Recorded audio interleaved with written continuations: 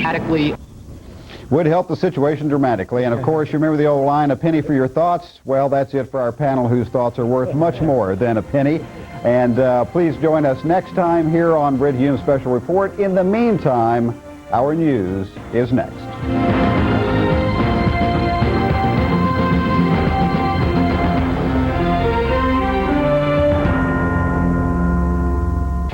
The O'Reilly Factor, it's straight ahead, and tonight we'll factor in peace in Kosovo.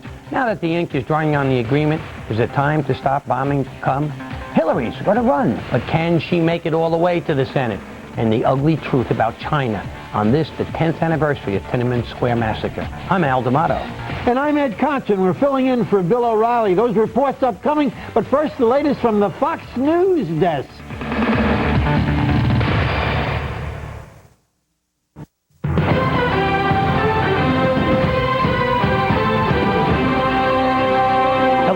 I'm Todd Connor. Peace may be on the horizon, but Serb media says NATO kept up its attacks overnight.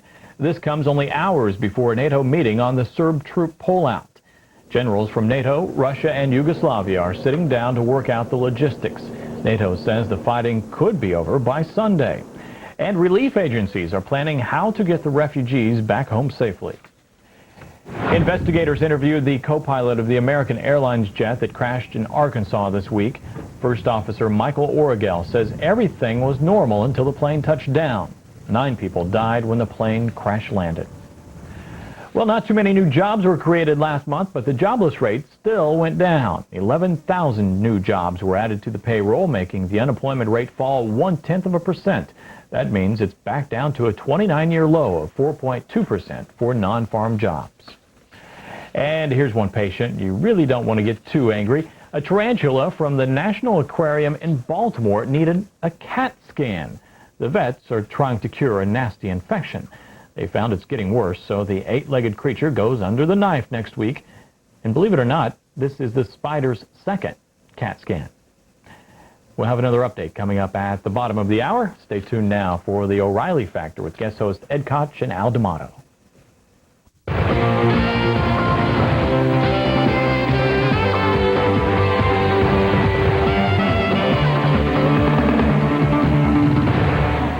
Good evening, and welcome to the O'Reilly Factor. I'm Al D'Amato, filling in for Bill, along with my great pal, Mayor Ed Koch. Now, you're probably asking yourself, why are these two hosting O'Reilly? And the answer to that is simple. Why not? That's right, Al. We've got plenty in store for you, so let's get right to it. The top story tonight, the peace agreement in Kosovo. There's no celebrating yet, despite Yugoslavia's acceptance of the peace plan. The latest from Washington is that the air campaign might end by Sunday. Question, should we stop? Joining us from Boston with insight is Colonel David Hunt.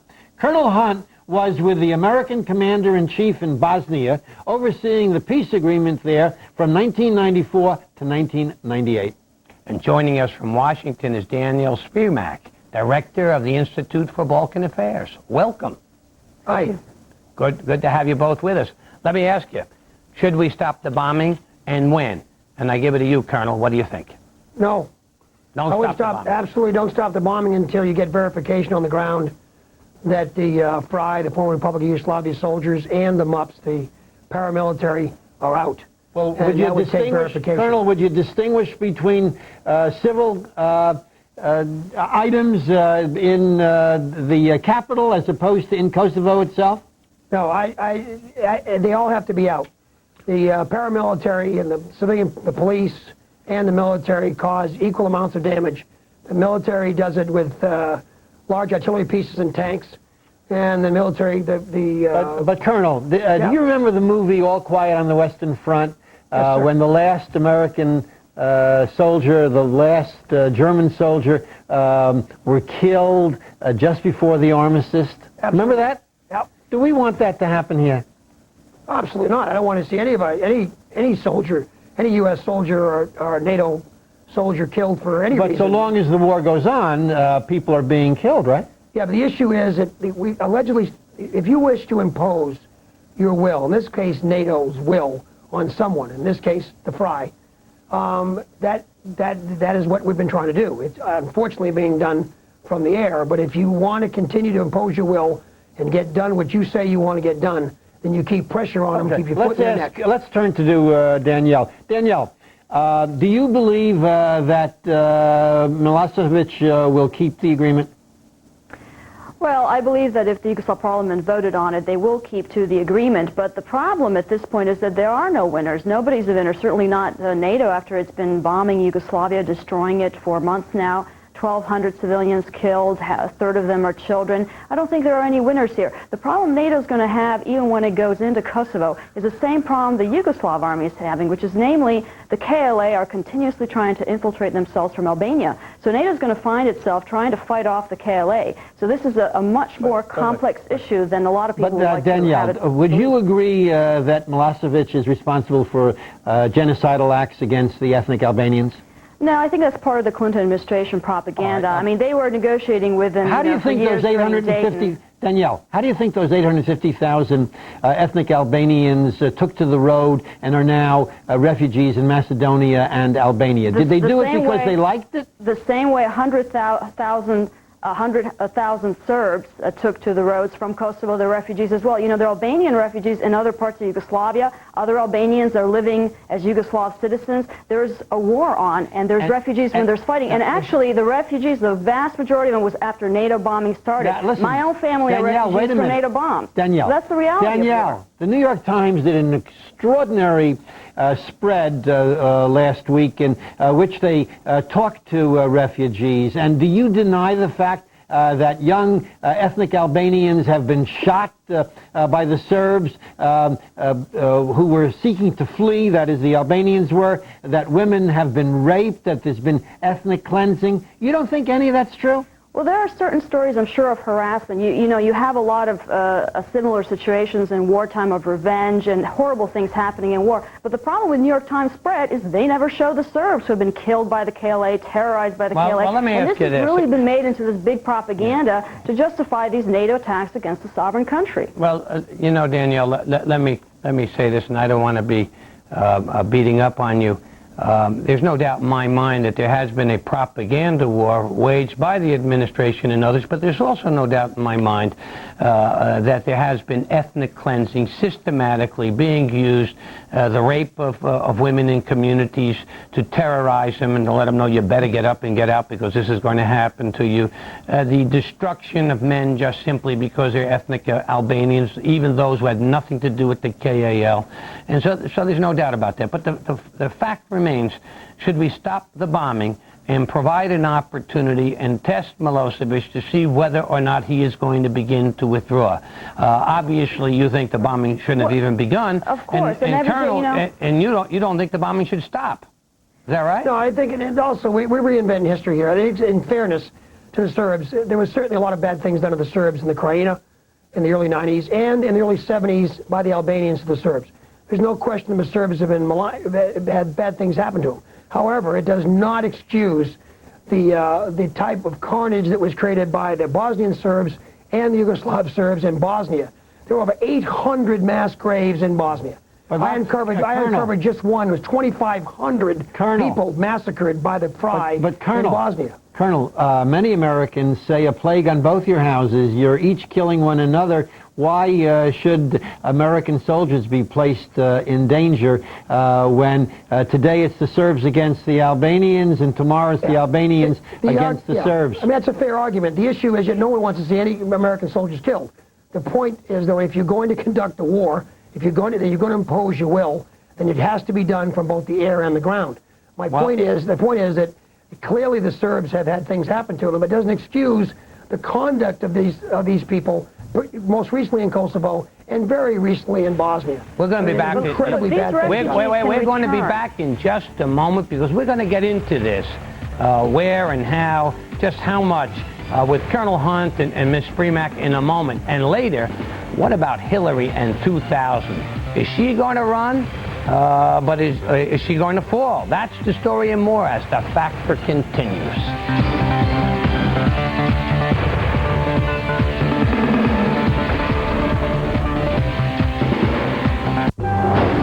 Nasty storm. Wet road. Looks pretty bad, huh? No problem. That's the beauty of Subaru all-wheel drive, the ultimate safety feature. Thanks, kid. See, it automatically transfers power from the wheels that slip to the wheels that grip. And only Subaru puts it on every car they make. And that's no accident. Subaru, the beauty of all-wheel drive. Morning seems so much brighter after a good night's sleep. That's why I love my Tylenol PM. Sometimes I have trouble sleeping. I used to worry about taking something. How would I feel in the morning? And then I tried Tylenol PM. It stops my pain and helps me sleep. So in the morning, I'm rested, refreshed, ready to make the most of my day. Rest easy. It's Tylenol PM. Nobody does it like you. Okay, now you're talking. It's the new Hoover Wet Dry Vac with exclusive 2-tank system driven by a full 6-peak horsepower motor. No other work vac puts so much power to such good use. Only the Hoover Wet Dry Vac offers the 2-tank system that puts wet in the wet tank and dry in the dry tank.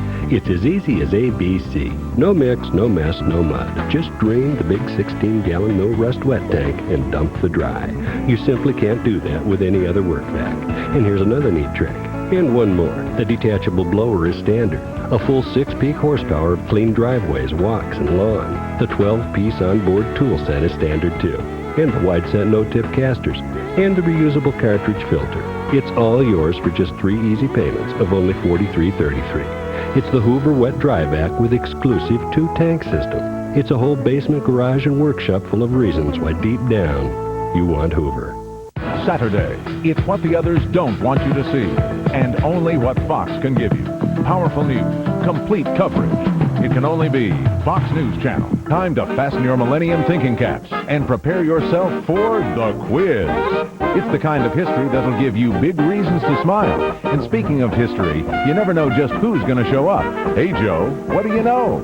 It's a whole new look at the good old days. This weekend on the Colossal Movie Tone Quiz Show with Pat Cooper.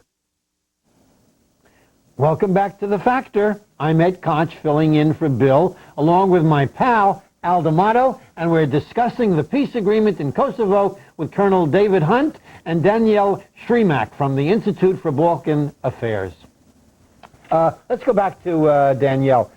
You know, there are two sides to this, and there's no question that the Serbs can say, why didn't the world speak out when the Croatians were torturing us and throwing us out? Where were you at that time? Were you bringing it to the attention of the world? I'm not faulting you. I'm just asking for historical reasons.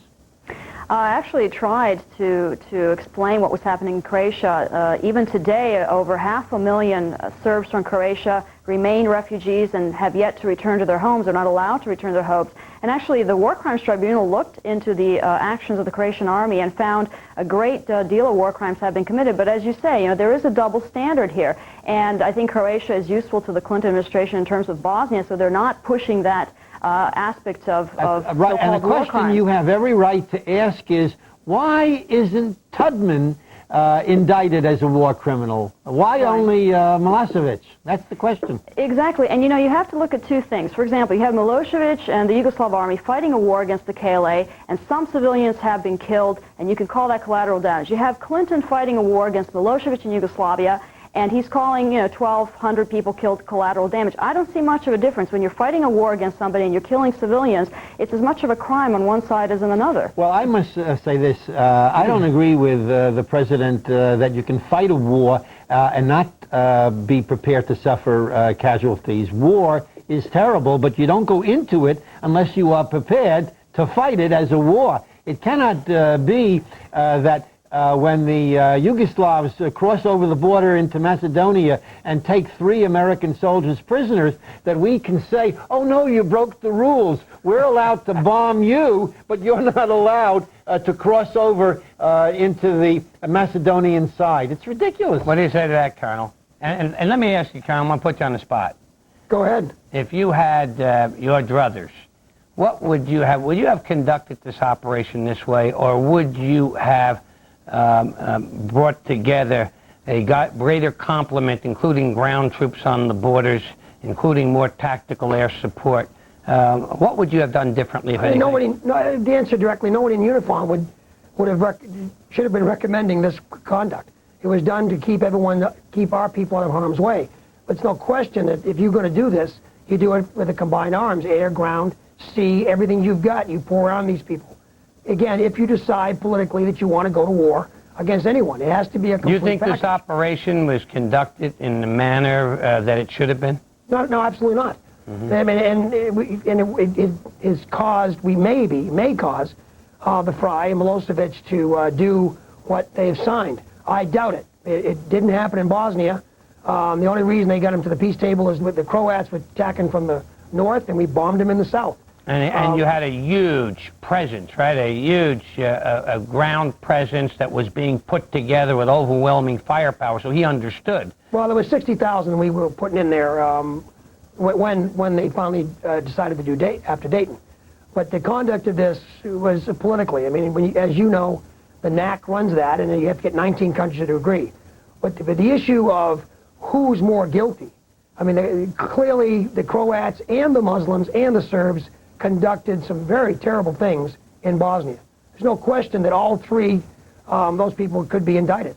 But you have to uncover, be around a mass grave, as I have, and those people up in Polica Farms, northeast Bosnia, were killed by the Drina Corps. We have them on satellite imagery. Killed 2,500 people. That's just one. And there's 8 of those kind of mass graves around Srebrenica. This is not ancient history, it's recent history. You're right, Colonel. And Colonel, we want to thank you and Ms. Remack. Thank you very, very much.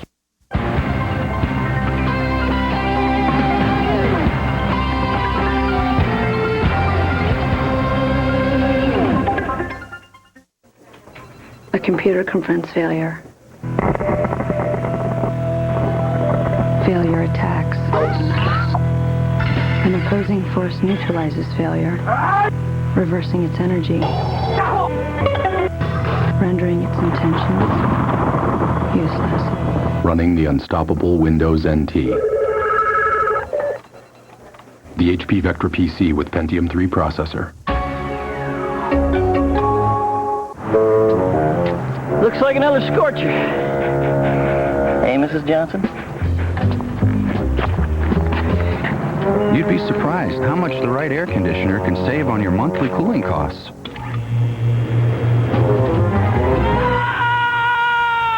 American Standard, cutting the cost to cool. Learn how to choose the air conditioning and heating system that's right for your home. Call 1-800-270-4528 for your free At-Home with Comfort video. Stuart, can I see you in my office, please? That kid is sick. That hinge is squeaky. Very sick. Stuart, get in here. Sure thing, Mr. P. Stuart, I just opened my Ameritrade account. Let's light this candle. Let's go to Ameritrade.com. It's easier than falling in love. What do you feel like buying today, Mr. P? Kmart. So research it. All this stuff is provided for you free of charge. No cost. Yeah, that's synonymous with free. Looks like a good stock. Let's buy. Let's buy 100 shares. All right, click it in there. Okay. How about 500? 100, Stuart. You feel the excitement? You're about to buy a stock Okay. online. Oh! Fabulous. I'm thrilled. What did that cost me? $8, my man. Mike Broker charges me $200 for this. Riding the trade. wave of the future, my man. I gotta get a soda. All right. I'm sorry, Wait a Mr. P. minute. I'm having a party on Saturday night. If you really want to go, I'm going to try and get there. Thank Happy you, Stuart. trading. Thank you. Rock on. All right, Stuart. Call toll-free 800-573-9914 or visit Ameritrade.com. Ameritrade, the way to trade, period. Now, Cornerstone Promotions brings you Rockin' Instrumentals, featuring 34 of your all-time jukebox favorites.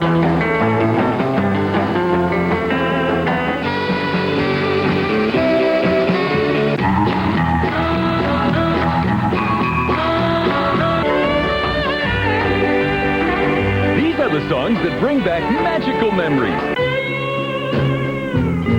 34 original hits by the original artist, together in this one great collection.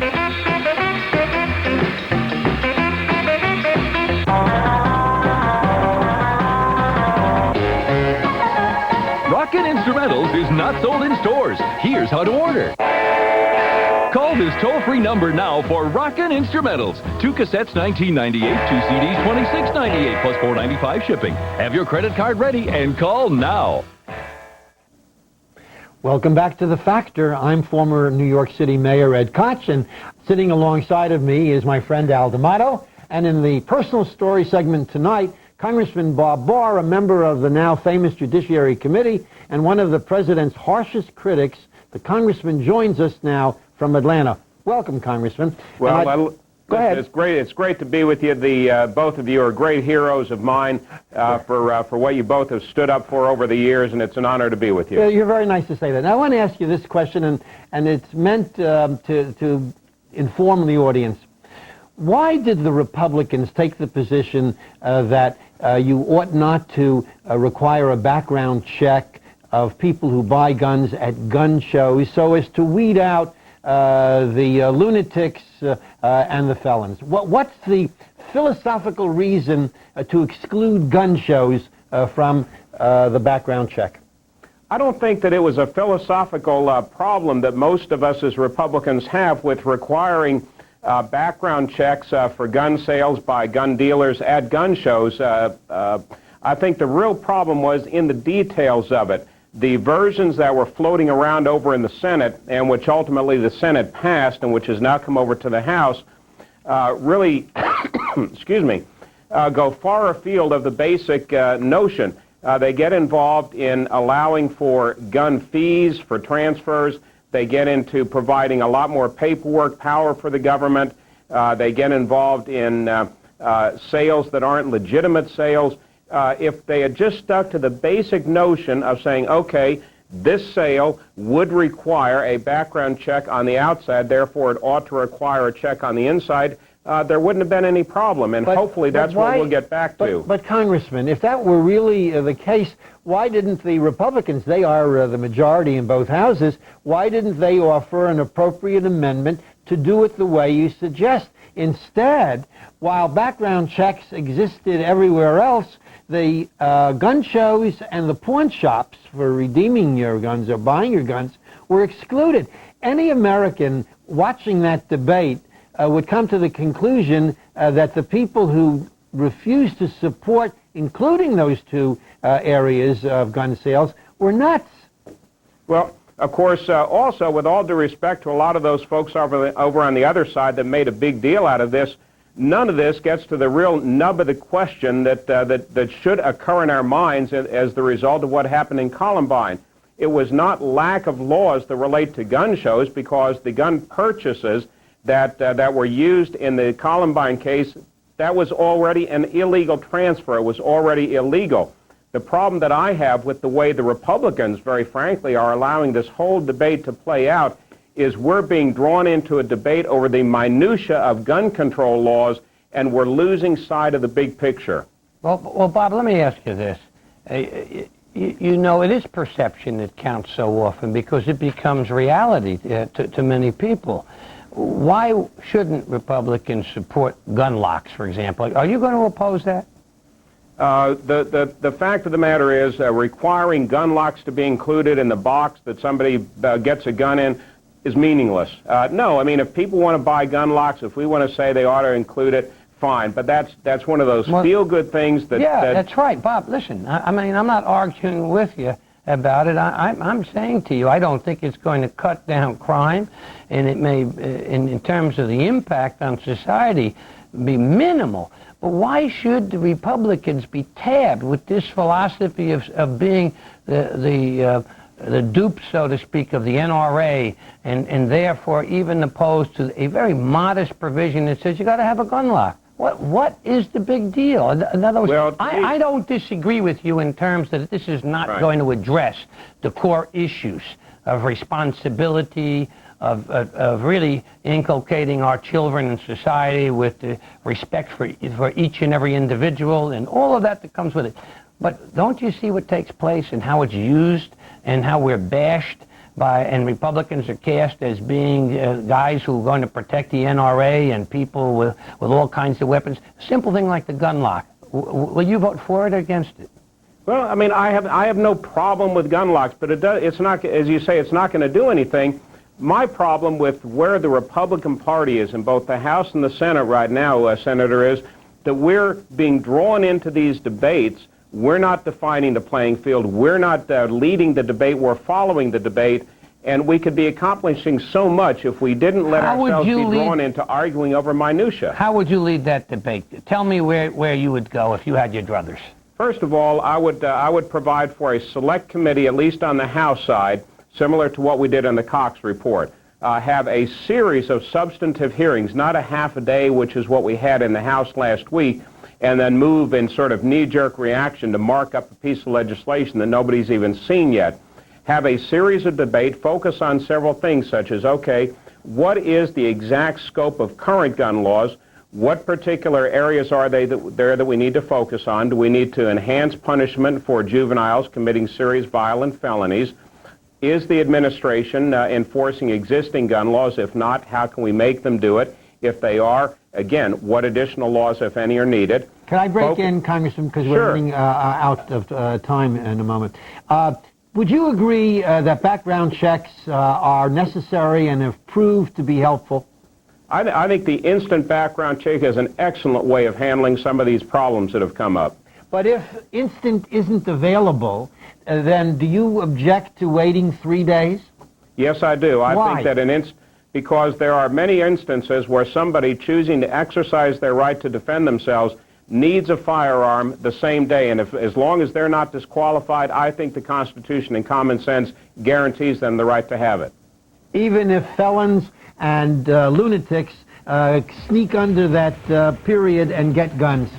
Well, what we have provided tens of millions of dollars for the government to develop an instant background check system. If they can't do it, then we ought to get new people in there. Bob, I want to thank you very, very much, and we look forward to those hearings next week. Next up, have they stolen our most sensitive military secrets? We're going to find out the ugly truth.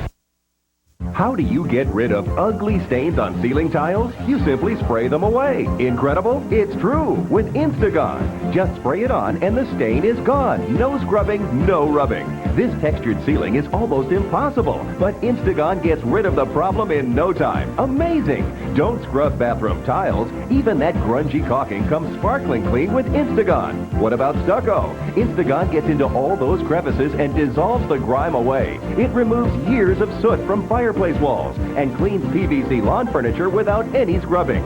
Ugly mildew? Gone in seconds. Instagon works safely, works instantly on all these surfaces, and it's yours for only $19.95. But call now and get 2 for $19.95. Order now. To order Instagon, have your credit card ready and call toll-free 1-800-996-1600 or send check or money order for $19.95 plus $4.95 shipping and handling to the address on your screen, or call 1-800-996-1600. I'll see you. Hi, man. Me too. Me too? Ah, the credit card game. We've all played it. I'll go 5.9%. That an intro rate? Yeah. First you get a great introductory rate, but then it goes up. So you'll raise us to 17.9% in 6 months? Yeah. But now, if you have good credit, you can win the credit card game by calling 1-800-532-2255. Let's make it interesting. I'm out. I'm out. I'll call. With the 9.9% fixed rate Visa Platinum card from Capital One. That's a great hand. It's not an introductory rate. You get a low fixed rate you can trust, platinum perks, and no annual fee. Act now. Call 1-800-532-2255. Transfer your high interest balances to the 9.9% fixed rate Visa Platinum from Capital One and save hundreds, even thousands of dollars a year. Call 1-800-532-2255 and win the credit card game. This weekend.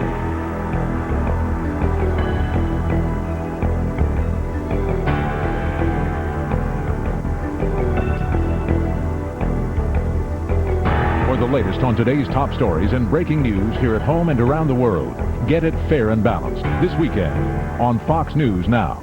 Questions, comments, or just want to speak out on today's issues, visit Fox News Viewer Services at foxnews.com or call us at 1-888-369-4762. We're back. That's right. Al D'Amato filling in for Bill, along with my friend and buddy, Mayor Ed Koch. And in the Impact segment tonight, China's deadly intentions. Now that they have stolen our most sensitive military secrets, what do they intend to do with them? Joining us now from Washington are two men with keen insights into that situation. James Lilly, former U.S. ambassador to China, and Edward Timberlake, author of The Year of the Rat, which exposed the link between China's espionage and the campaign finance. Welcome. Gentlemen, let me ask you, Year of the Rat, you make some pretty serious allegations there. Get to the nub of it. Get right to the heart of it. What are you saying? Are you saying that secrets were given to the Chinese in exchange for campaign contributions? Well, actually, I'm saying a little bit more directly, Senator, that the President of the United States took bribes and basically across the board compromised our national security in favor of the People's Republic of China. That's a pretty serious statement. Yes, sir. Tell me exactly what you mean when you say he took bribes and compromised our national security. Certainly will. I worked for Chairman Solomon over on the Rules Committee, and during the course of the investigation, we found individuals who have actually been found guilty now and have been talking in front of Congress, Johnny Chung for one of them, in which he admits he gave $50,000 to the First Lady's Chief of Staff, and Chinese executives came into the President's radio address, and the National Security Council emails talked very specifically about the joys of donor maintenance. Now, that's all illegal, of course, as you know. Another case was the issue of Charlie Tree, another gentleman who just pled out. Charlie Tree is a gangster out of Taiwan, was a fry cook in Little Rock. Well, but let me ask you a question now. They were guilty and have pled guilty to illegal campaign contributions, and in some cases it would appear that the money came directly or certainly indirectly from China. Yes, sir. Now, that's exactly right. But you said they compromised national security. Tell me where you make that linkage, because that, as far as I'm concerned, is the key question. Correct. Yeah. And I'll give you the Charlie Tree example. Charlie Tree came into the President's Legal Defense Fund. His money is given by a fellow named Ung Lap Singh out of Macau, a guy who is a communist Chinese official, also makes his money on gambling and prostitution, wired millions to Mr. Tree. Tree gives $460,000 to the President's Legal Defense Fund, which is directly money to Bill Clinton. I mean, there's no spin here. That's not hard money. That's not soft money. That's not political money. A dollar to your attorney is a dollar to you. When the money's delivered that afternoon, or actually at noon, he goes to lunch and meets a fellow who's pled the Fifth, who worked in the White House named Mark Middleton. The New York Times is reporting that there's allegations that $500,000 or so went to Mr. Middleton out of China, and that's got to be resolved. But he handed Mr. Middleton a letter. Basically, it was the height of the Taiwan missile crisis. Missiles are bracketing the island of Taiwan in the water, didn't hit the island proper, and carriers are going into harm's way. I went to the Naval Academy, my classmates are out there, and the letter was very bold and direct and provocative. Even Bill Clinton's team says it's provocative. And it had a very simple point in it. Actually, it had several, but the one point was, pay attention to this letter, Mr. President, or you'll have a tough time in '96. And about the third or fourth bullet basically said, back off on Taiwan. China has a history of going to war over things like this. Reminding the viewers that another general, by the way, had already threatened to say that is America prepared to trade L.A. for Taipei at the height of these crises. So Tree delivers money and a letter. That's not a bribe, and that's not a conspiracy on the part of the president. He may have been stupid. Not yet. Let me tell you what happened. But I have to give the ambassador I'm sorry, okay. an opportunity. Sure. Mr. Ambassador, would you agree that the Chinese have engaged in espionage against us? And if you do, don't we engage in espionage against them? Yes, the great game is played by both sides. I'm not saying I've played it against them, sure. But are you trying to excuse them from what they did? I am not at all. I think the Attorney General should be compelled to resign for not supporting the application for a wiretap. But I don't think that simply because a country spies against us that we should say, oh, isn't the country terrible? We spy against them. It's the nature of the world. We're going to be back in just a moment, more with Ambassador Lilly and Mr. Timberlake in just a moment. And then a subject I know a thing or two about, running for the Senate in New York. Hillary says she's going to run, but can she win? It'll be one heck of a debate. We'll be right back.